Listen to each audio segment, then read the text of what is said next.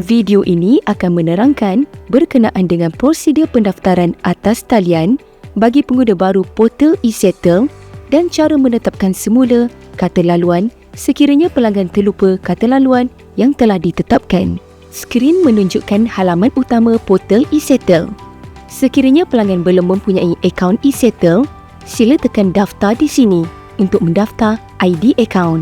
Seterusnya, skrin akan memaparkan 5 langkah yang perlu diikuti oleh pelanggan semasa membuat pendaftaran akaun baru, iaitu 1.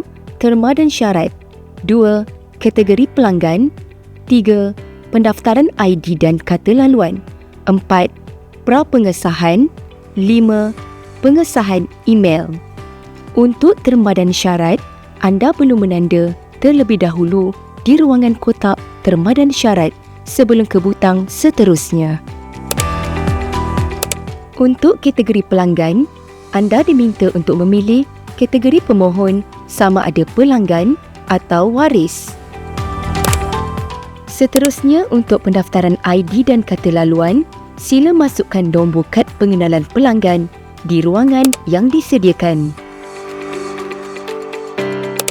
Sekiranya kategori pemohon adalah waris, sila masukkan nombor kad pengenalan si mati di ruangan yang disediakan. Bagi pendaftaran ID dan kata laluan, anda dikehendaki melengkapkan segala butiran peribadi seperti yang tertera di skrin. Jangan lupa untuk tetapkan kata laluan dan pengesahan kata laluan sebelum klik butang hantar untuk pengesahan.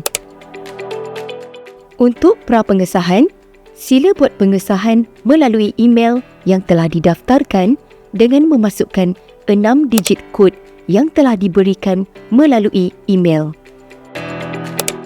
Kemudian, klik butang sila klik di sini untuk pengesahan. Pendaftaran akaun anda telah berjaya. Sila klik butang daftar masuk untuk kembali ke halaman utama. Sila masukkan semula ID pengguna dan kata laluan yang telah didaftarkan dan klik butang log masuk. Tahniah, anda telah berjaya log masuk ke portal eSettle dan kini anda boleh membuat permohonan tuntutan lebihan bayaran dan pemulangan dokumen hak milik.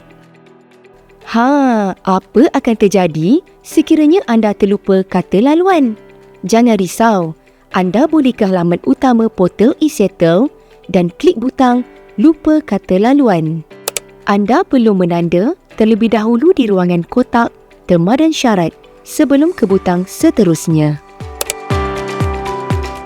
Masukkan nombor kad pengenalan dan klik butang hantar permohonan. Seterusnya, sila buat pengesahan melalui email yang telah didaftarkan dan masukkan 6 digit kod yang telah diberikan melalui email dan klik butang sila klik di sini untuk pengesahan. Skrin akan menunjukkan tetapan kata laluan yang baru. Anda dikehendaki untuk memasukkan kata laluan yang baru. Setelah selesai, sila klik butang tukar kata laluan. Tahniah, tukar kata laluan anda telah berjaya. Sila klik butang daftar masuk untuk masuk ke portal eSettle dan masukkan semula ID pengguna dan kata laluan yang baru ditukar dan klik butang log masuk.